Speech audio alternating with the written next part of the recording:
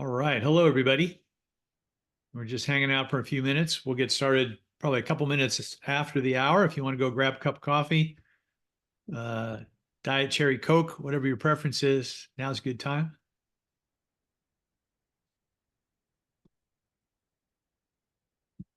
People are dropping on in. Love to see that. Thank you. Welcome, everybody.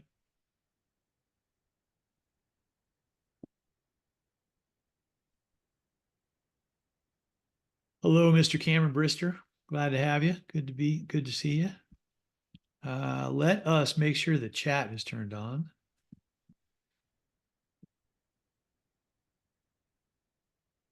Let's see if I can see everybody.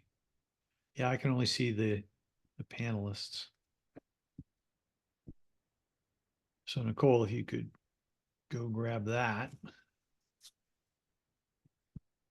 And Q&A.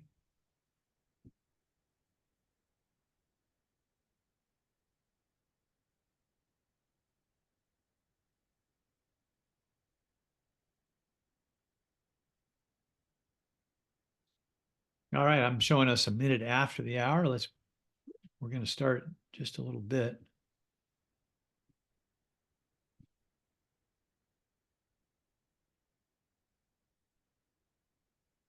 Give everybody a chance to log in. Sometimes it takes them a little bit to grab their Zoom link and find their Zoom link.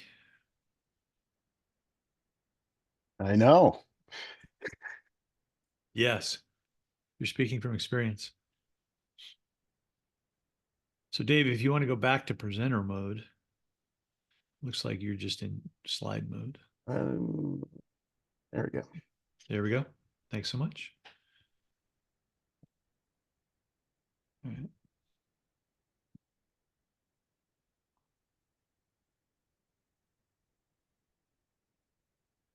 Oh, let's try this.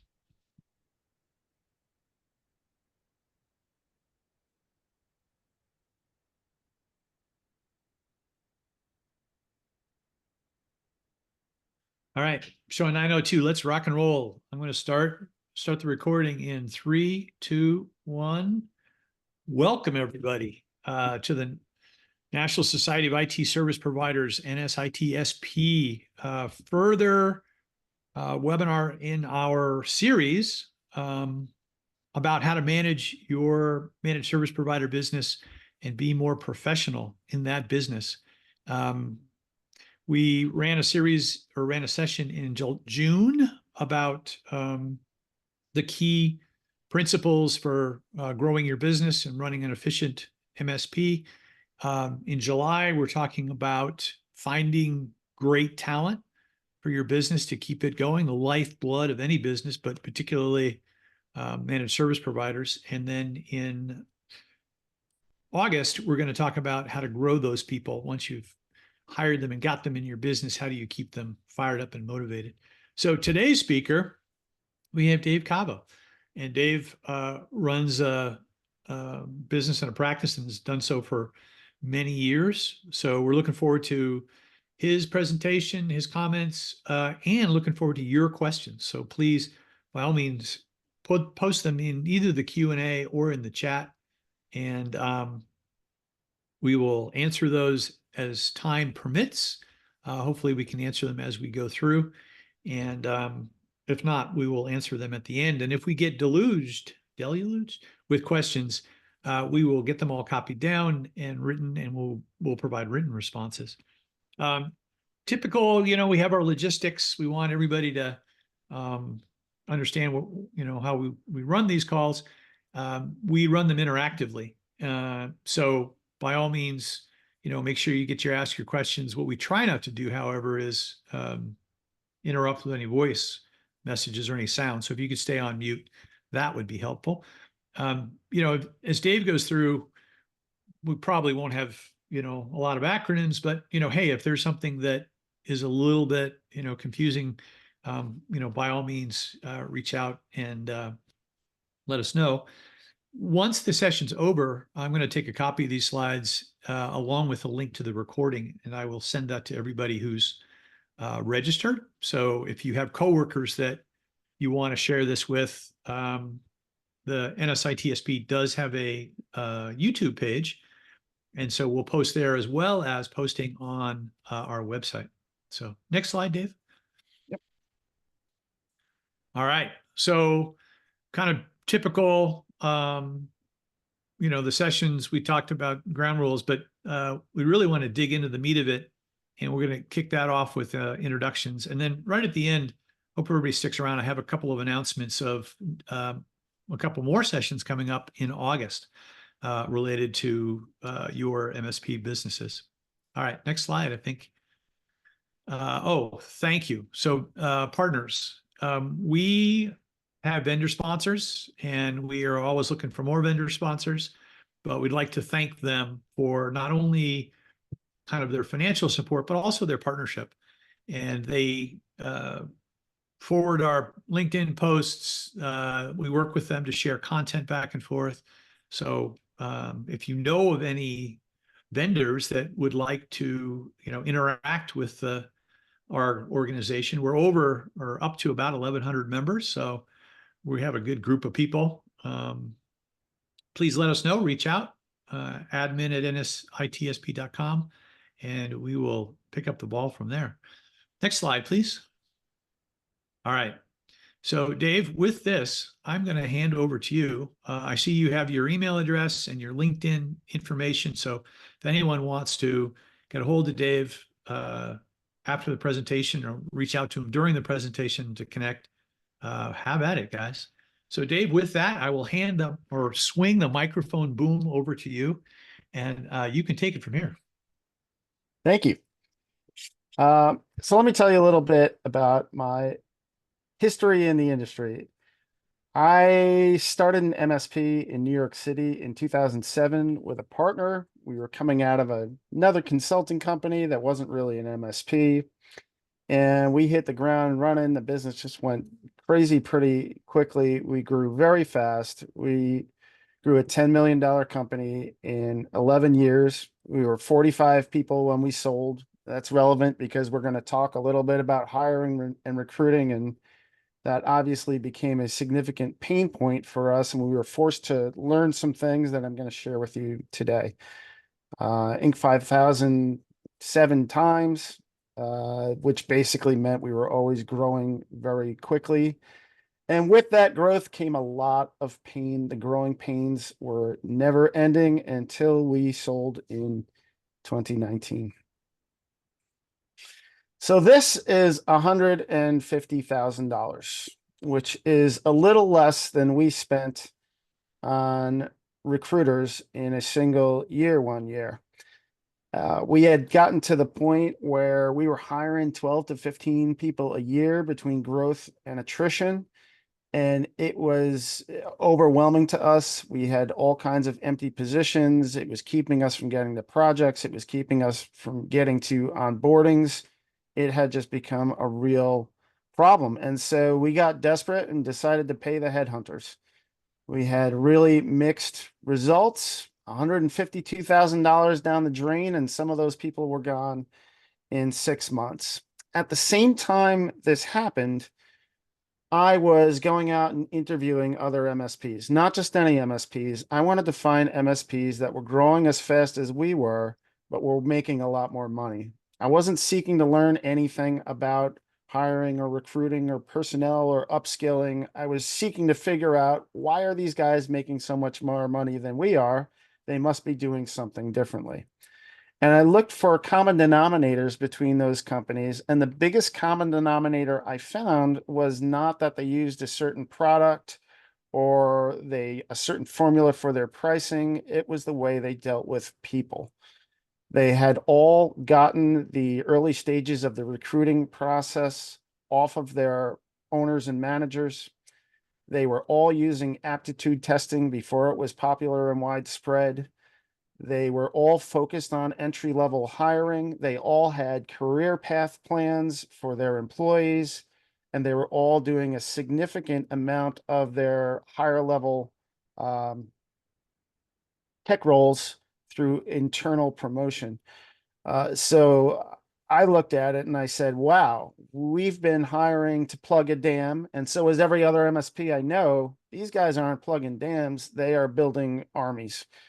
And it changed the way we thought about hiring and recruiting and personnel in general. So today I'm going to share some of the things that we learned, and it'll start strategic and get down into the tactical of what a good process looks like.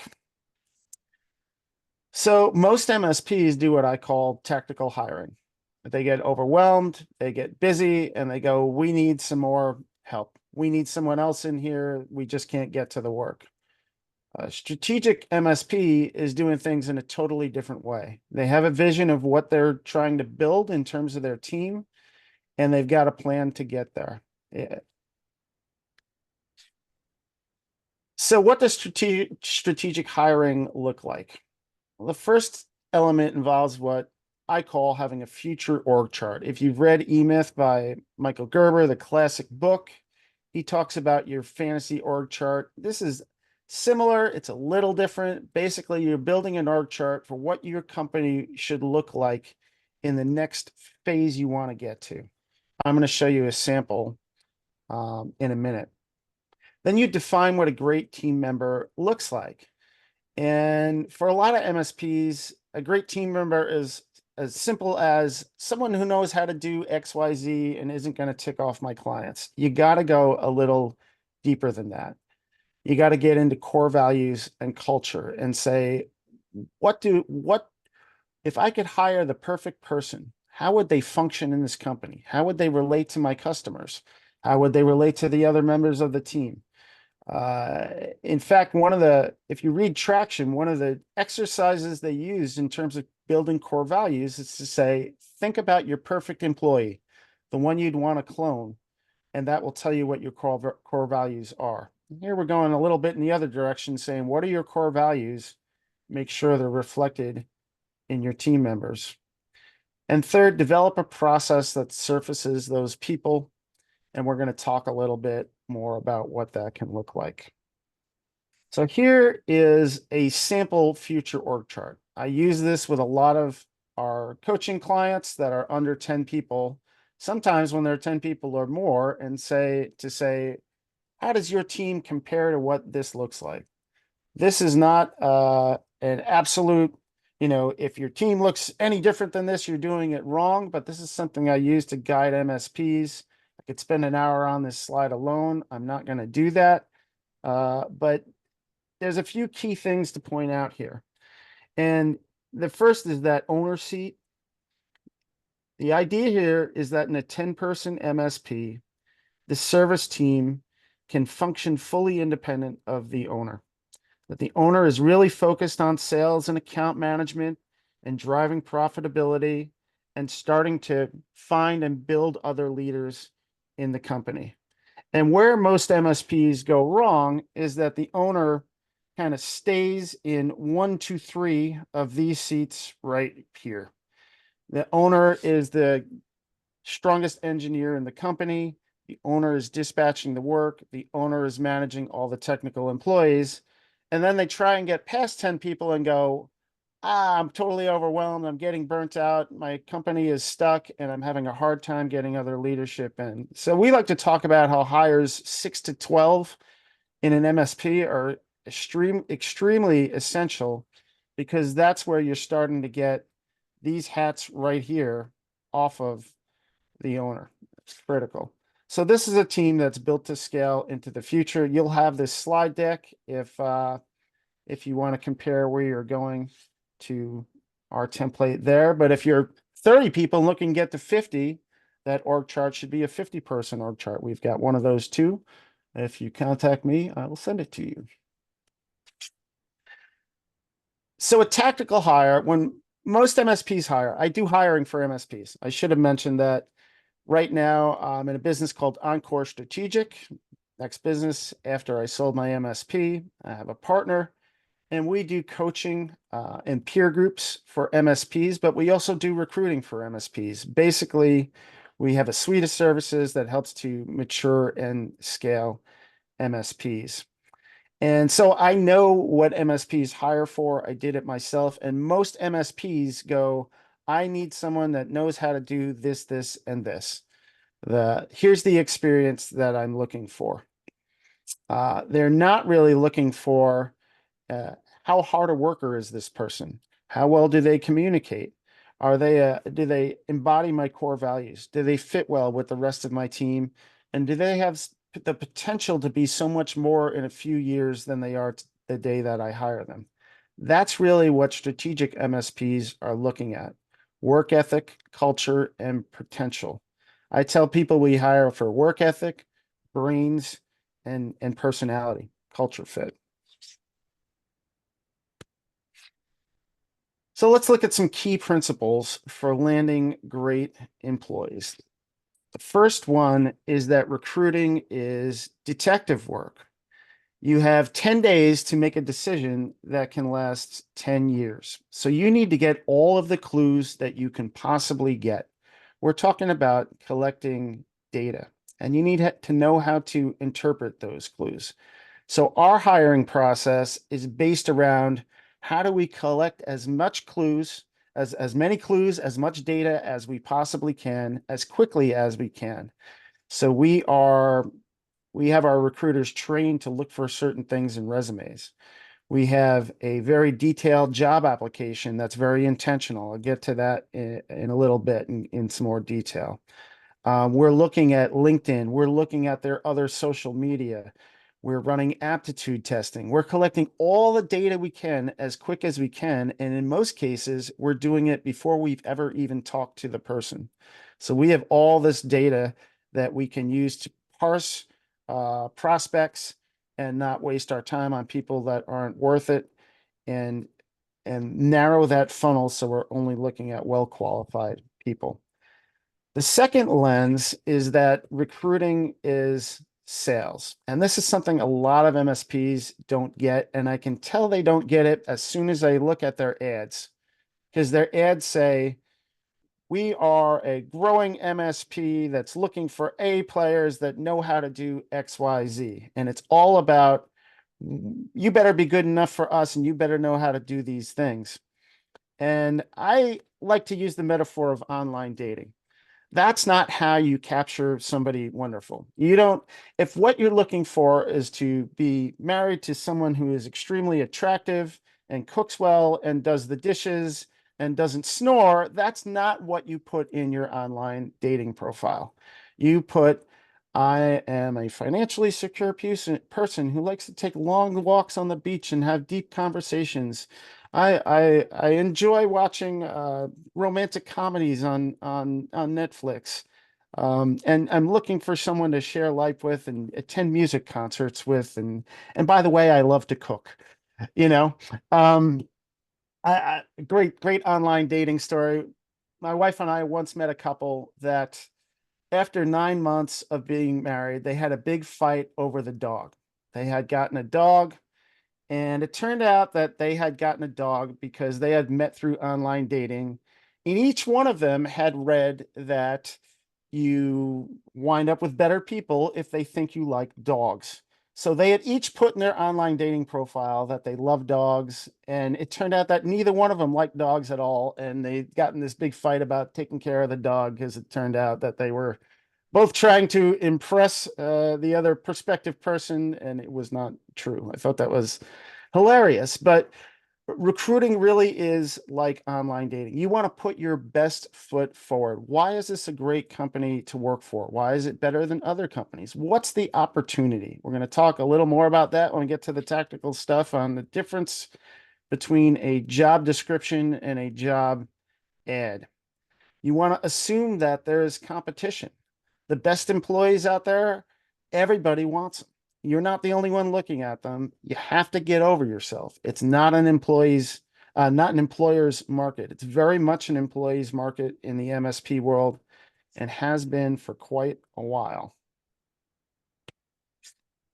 So you are trying to close a deal. Recruiting is sales. And there's a saying, and it's true, that time kills all deals, right? So Correct. we see this all the time too, where, we'll bust our butts to qualify clients really quickly, make sure that we are doing that thorough detective work in a matter of days, not weeks. We'll present a great candidate to one of our recruiting clients. And then the owner goes, well, I'm on vacation next week, and then I'm going to have to catch up. It's going to take me a while to get to this. And we're thinking, if this person is worth hiring, they're not going to be there by the time you get around to it. If you're serious about getting somebody excellent, you need to kind of put your calendar where your mouth is. And another thing here is this is where getting the owners and managers out of the first stages of the recruiting process as much as possible is really important. In most MSPs, it is owners and managers reviewing resumes, doing phone screens, conducting initial interviews. And the fact is, now you might be shocked by this, but they don't have a lot of extra time. They're busy people. Shock. Yeah, and they try and do this stuff in like their leftover time, which is something that doesn't really exist, and then they wonder why the process takes so long. Your leftover time ain't gonna cut it. Every day in the recruiting process is precious. We tell our recruiters, you have total flexibility over your schedule. The one mantra we repeat over and over again is you cannot lose a day in the process. You cannot push an interview to Thursday if it should happen Wednesday because you've got something going on Wednesday. Get someone else to cover the interview. Um, so we tell people that if you're going to do recruiting, it should be at least half of someone's job, or you should outsource it, ideally. And the way that works, making it someone else's job, is to have really well-defined processes. We'll tell you some of the elements that go into a well-defined recruiting processes in a So, bit. Dave, we got a question that rolled through. Yeah. One of the things that's said about hiring is hire slow, fire fast.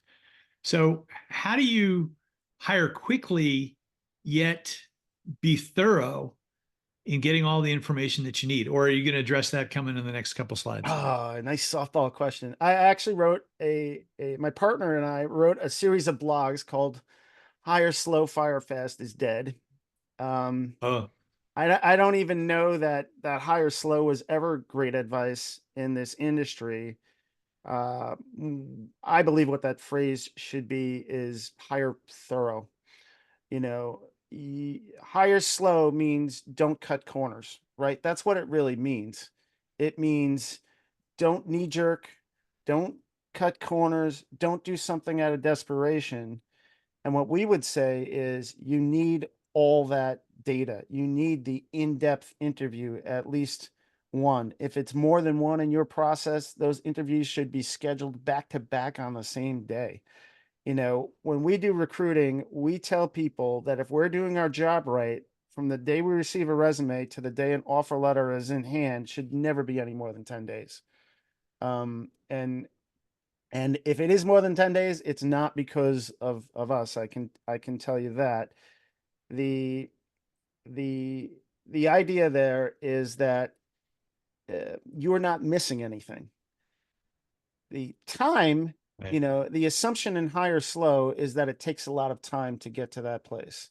We reject that notion. It takes a lot of work to get to that place, and that work can be done quickly if there's a plan to get it done quickly. Got it. Great. Thank you. Let's take a look at the mechanics of a great hiring process.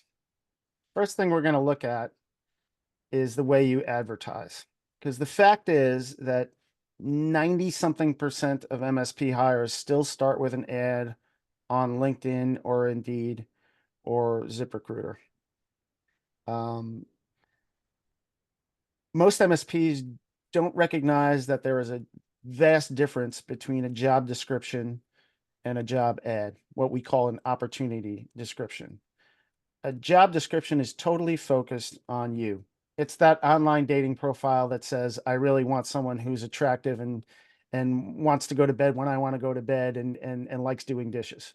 It's not a good idea to say, here's why this is a tough place to work and you better know how to do all these things. Want to come work for me? What you want to say is, this is a great place to work. Here's why. Here's what we can do for your career. It's bait. A job ad is bait. I tell people this: if your kid was in the grocery store and saw this on the front of a box, would they be begging you to buy it? They wouldn't even look at the box twice. But if the box looked like that, which is the same thing, they're going to be tugging on your sleeve and saying, "I want that. It's got sparkly gems in it. It looks delicious. That leprechaun's so cute." That's what our ads should be like. Something that is attractive. It's bait, something that somebody wants to grab off of the shelf.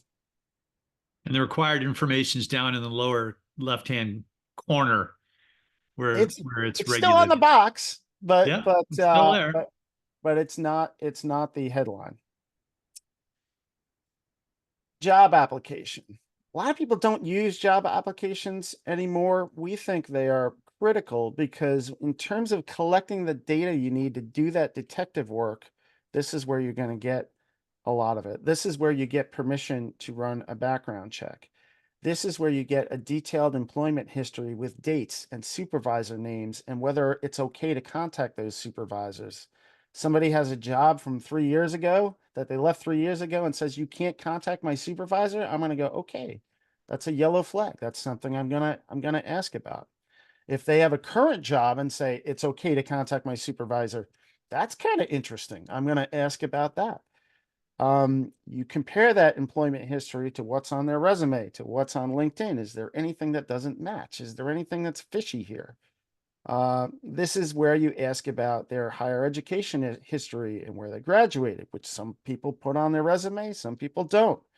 Do they have any significant physical limitations? This is something that, first of all, any employment application should be run by an employment attorney from your state, because you can ask some things in certain states and not other states. But when you in places where it's okay to ask that, you should ask about it. And the way that we asked it is to say, "Would you have any issue moving a box that weighed 50 pounds?" Um, and the reason that became so important for us is we wound up hiring an employee that had been in a terrible car accident and uh, and was useless in terms of doing significant physical work. We didn't know about it until after they were on our payroll. That was a problem. Do they have a valid driver's license? In some places, you can ask for a criminal history disclosure. Um, we always tied that into our background checks. I'll get the background checks at the end, but boy, did we dodge some bullets just by asking about that. So you want to have a job application. It should be well thought through. It should be reviewed by a legal professional.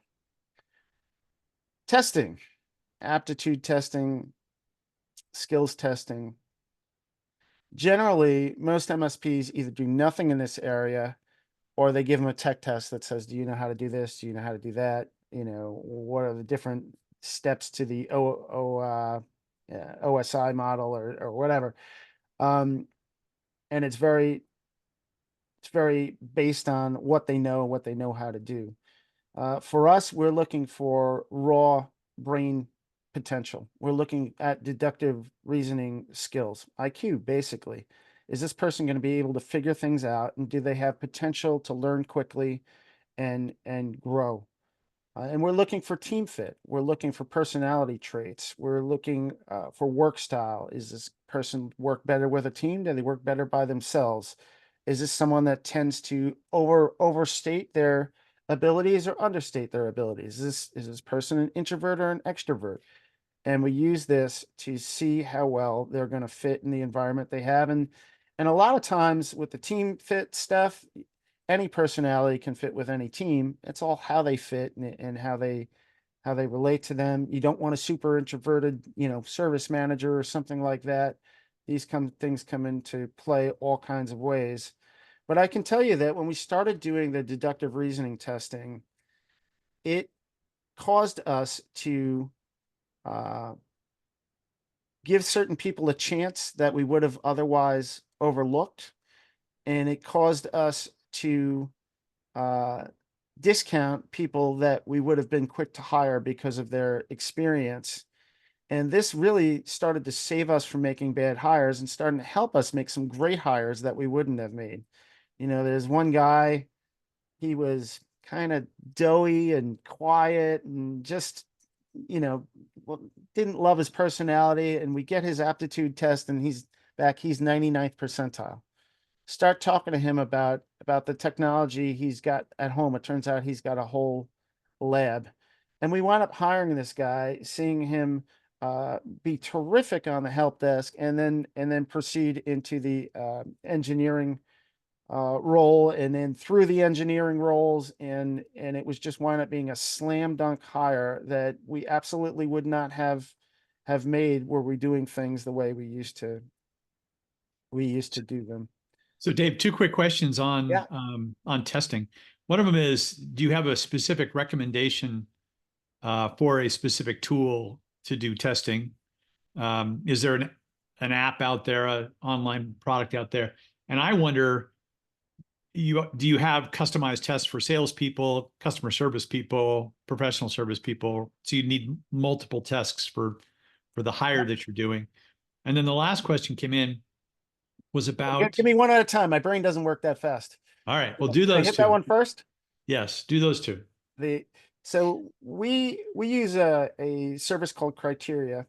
In transparency, one of the reasons that we went with Criteria is that they are unlimited testing for a flat fee, which really helps us. But what that does is gives us a suite of tests, and then we can, like, we're always going to give what they call a CCAT, which is basically that intelligence testing to anybody in a technical role. There's certain roles it's just less important for. And then there's a bunch of other tests that we usually give a work styles test. Sometimes we'll give an EQ test. And when it comes to higher level management and executive roles, we use DISC, which is more expensive, more extensive, and looks at some different things. There are other good services out there. There's Wonderlic. There is the name is slipping my mind, but if you ask around, you'll hear the same 3 or 4 names again and again, and they're all good. There's somebody mentioned it, motivators as a tool. Okay, I don't know that one. Okay, but then DISC was mentioned a couple of times, so Yep. that seems to be the one that's being used. Yeah, Great, thank you. the thing about DISC is there's real cost to it, and it's a more extensive test. So we basically use that on higher level hires, and we use it later in the process. The criteria tests in when someone follows our workflow, they're taking that test, and we have those results before we've ever talked to them. The DISC testing, if we're going to do it, gets done much later in the process because it's expensive, it's extensive, and it's a lot to ask of a candidate to you're certainly not going to get 100 resumes and put out 100 DISC tests. That's So for sure. what's roughly the cost range? So Uh, low to high. We're resellers, and I should know that off the top of my head. I think it's somewhere around $150 a test, and that comes with a little Okay, bit of interpretation help. got it. So $150 compared to the cost of a recruiter or the cost of an employee is a drop in the bucket, right? To find the It right is a person. drop in the bucket, but it's what I'm saying is the criteria testing, you can give it to every single candidate, that applies. It's not going to cost you anything, and you're going to get the results before you've decided whether this person should continue in the process or not. The DISC testing, you're not going to give to a hundred people. You're going to give that once you've narrowed the pool down significantly. You might give it to 2 or 3 people. Got it. Okay, cool. Online research. I had a grosser photo that I replaced, having mercy on you all. But this is a simple thing, but it should be done.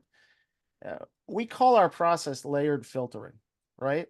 And each one of these slides is a different filter. And the idea is that at any point, you can eliminate a candidate. You can eliminate them because of bad aptitude testing scores. You can eliminate them because something sketchy came up on social media. You can eliminate them because the job history they put on their application didn't match what was on LinkedIn or their resume.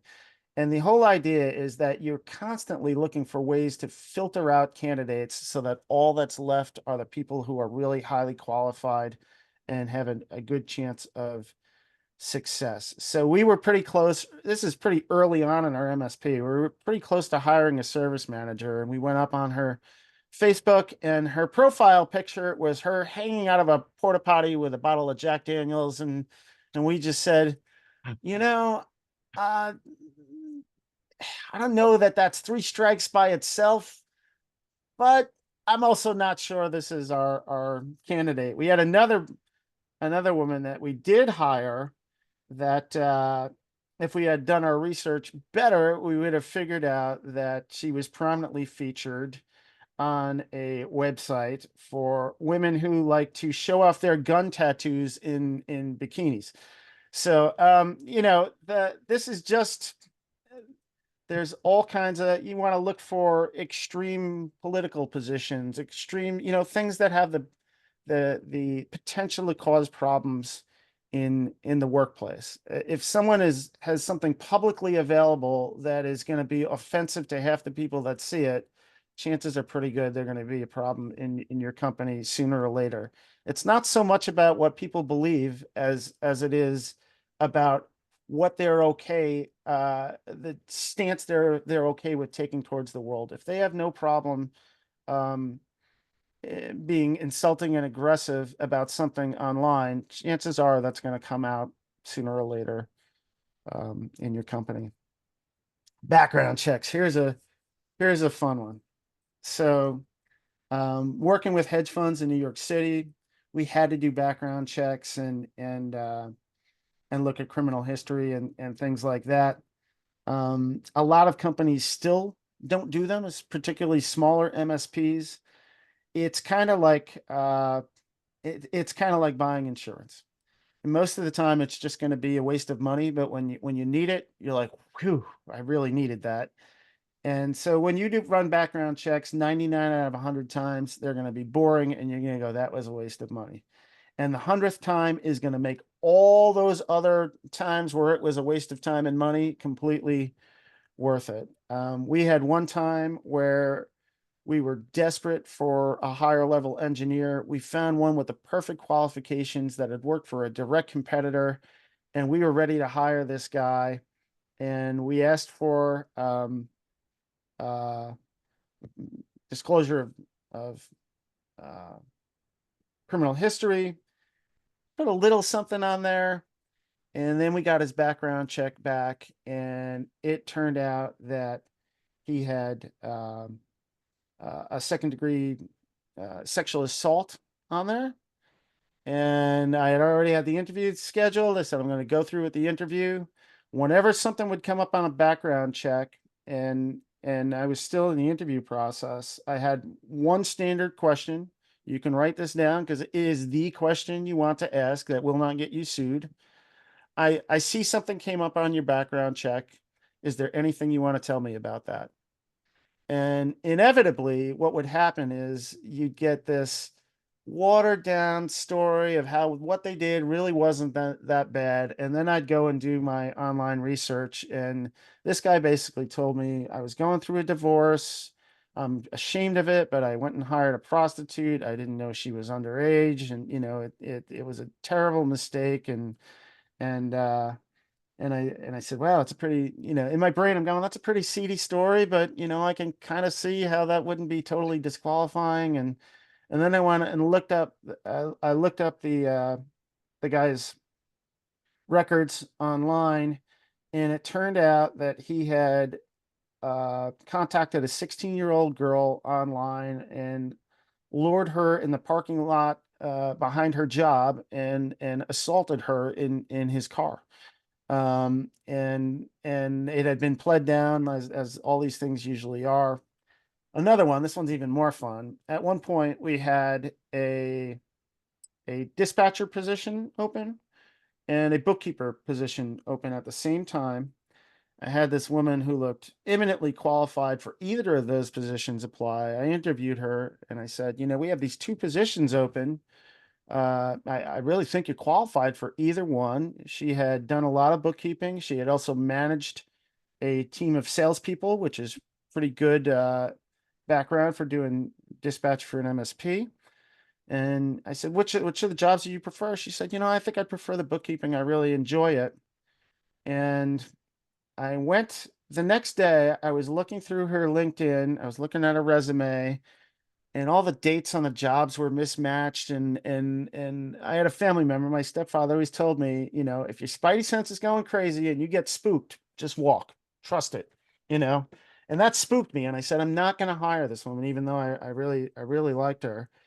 And then her background check came back, and she was due in court the following Thursday for 15 felony counts of check fraud. And we were pretty darn close to handing our books over to her. So running background checks is essential. So here's a really important slide, because if you're looking to develop your own hiring process, and if you're a smaller MSP, you run this as the owner or as a manager in the beginning, but the goal should be to hand this off. You can outsource it to somebody like us, or you can hire somebody internally. But turning this into a defined process with written instructions, same way that you would create a process for anything you do technically, is the key to getting it off of those high level, highly paid resources. They shouldn't come into the hiring process until the very end. So every great hiring process should include a terrific ad, which is different than a job description, a resume review lens that looks for work ethic and responsibility. If there's a book that came out several years ago that called Top Grading. It's about 500 pages. I don't recommend, don't blame me. I didn't tell you to read the 500-page book, but buy the book and get the appendix in the back that tells you how to do an interview. And in that interview, you're building the person's biography as it relates to work. You're figuring out why they left jobs. What was their relationship with the boss when they left the job? Did the boss leave and take them with them? You're looking for what are their motivations? Did they leave for money? Did they leave because they were bored? Did they get fired? Did they get laid off? Was it an early round layoff? Was it the last round of layoffs before the company shut down? You're asking things like that versus the what did you do at that job? You're looking for what are their motivations? And is this a person that absorbs responsibility? Have they progressed in their career? If they were someplace 5 years, how did their job change in that time? You're looking for, what does this person's history tell me about what their tenure with my company will be like? A well thought out job application, we covered that. A testing battery to determine brains and culture fit. Online research, checking out the social media, Google in their name. We had a prospective employee for a client that we turned down when we Googled their name and found a video of them blasting past a stopped school bus at a red light. Not going to hire that person, but it didn't come up anywhere else. A phone screen. This is something we haven't covered in detail. I'll spend a few seconds on this. A great phone screen focuses on two things. The first thing is what I call the do they have two heads test. And basically, is there anything weird about communicating with this person? Can I understand what they're saying? Do they clearly understand what I'm saying? Can they hold a conversation? You're looking for red flags. The second half of that phone screen is really about getting this person excited about the job and the company. This is not where you do the interview. This is not where you delve into the whole job history. This is where you go, okay, is this person too weird to work here? Is there some sort of fatal flaw? Can I not understand them? Okay, no, none of those things are a problem. I want this person dying to get this job. This is the greatest company in the world. Here's why it's so great. I think you'd be a terrific fit. Here's why. You want them salivating over this job. You want to start to tip the balance of power from the from the prospective employee to the employer. You want this person dying to get this job. And you want it before you started talking about money. An interview focused on determining character and team fit. We just talked a little bit about what goes into a top grading style interview. And the last thing is a candidate scorecard. And the idea here in the candidate scorecard is it's an easy way to compare clients, but it's also a great thing if none of these things are being done by an owner or a manager.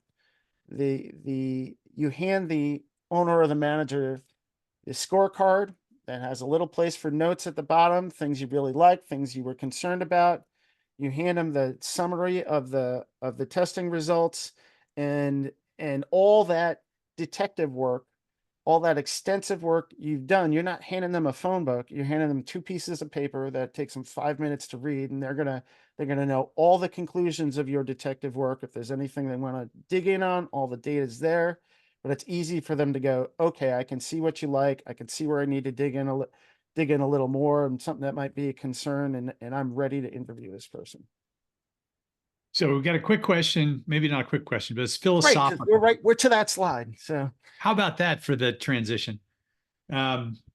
Philosophically, you have this process where you're filtering, and you're eliminating candidates. At what point or how do you make the determination to give somebody who made a mistake as a young person that second chance to come to work for your company? um in my mind, you're kind of using a 3 strikes way of thinking, or Okay. a green light, yellow light, red light way of thinking. There's things that are clearly disqualifying, and then there's things where it's like, that's a real concern there. It could be disqualifying. If they look great in every other way, I'm going to proceed with the process, and dig in here, and find out if I'm really comfortable or not. And there's times where we have gone through all of this work we're talking about, and we've still put the candidate through to a client. When we put a candidate through to one of our recruiting clients, we don't put them through unless we think there's at least a 50-50 chance they're going to get hired. That's our job, to free up other people's time, and make sure it's not wasted. So we only put through people that we feel really good about. But on occasion, we will put them through and say, there's one real concern here. I don't know if it's a disqualifier for you or not. You can decide if you want to meet this person or not, but we'll always disclose it. And, Got it. there's in terms of the exact question, we all screw things up in life and in our careers. You know, are there things about your story that show that you've changed, or that was inconsistent with your character? Or is Okay. that something that's really just exposing who you are, and what you're going to bring to an employer? Uh, That's actually a great way to do it, to think about behaviors that have countered that mistake, right? And proof points that have countered that mistake. Got it. Okay, so here's a question. Place I used to work would go after blind references. So they would ask for references, and then while they were talking to those references, they would find somebody else who um, who the candidate did not submit as a blind reference. Is that a common practice? Do you suggest it, or is it just hard to do? I've not heard of anybody doing that, and I think I would talk to a lawyer before I made it a standard practice in my company. Um, I would be concerned about that being seen as an invasion of privacy, or an overstep. Okay. All right. That's useful feedback. So let's back up one quick That's second. just an opinion. I mean, like Well, I mean, in this case, your opinion is a lot more educated than ours. So back up a step from a macro perspective. What are you seeing in the market today? and we could take another hour and do this, but are there macro trends in terms of MSP hiring It's a that, terrific question. Um, Still very tough on higher level positions. You know, if you're looking for that VCIO level account manager or that rock solid level 3 engineer, it is thin out there. Companies that are willing to entertain remote workers uh, generally have a much larger candidate pool and probably wind up paying an average of 10% less in salaries okay, than ones that require local in office. Of course, remote workers comes with their own issues and concerns there, so it's not necessarily a panacea. Um, the the trend towards offshoring and nearshoring isn't going anywhere, but the thing about that is those employees are most successful when there is an established team for them to fit in with and aren't just being uh, undermanaged or having work thrown at them. And those positions tend to work best when they're not client facing.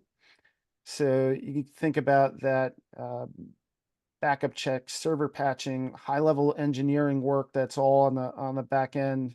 That's good stuff to potentially think about uh, offshoring. Uh, okay, and what we're seeing is that there's still plenty of good level 1, level 2 talent. You know, I'm gonna give you a softball here and say your next session's about upskilling. Upskilling, finding. I talked a lot about finding the right raw talent and how you do it. Understanding what to do with that talent in terms of mentoring and upskilling is just as important. You want people to stick with your company. I tell people if you hire someone at level 1 that doesn't have the potential to go to at least level 2.5, you've made a bad hire. There's a serious opportunity cost there. Um, that everybody you hire at level 1 should have the potential to go a lot further in your company, and hopefully mhm, you guys, if you tune in next month, you will hear a lot of the specifics on how to do that. But it's critical. You have to find okay, the right people, and you have to have something for them to fit into, and you have to have a way to move them through your company.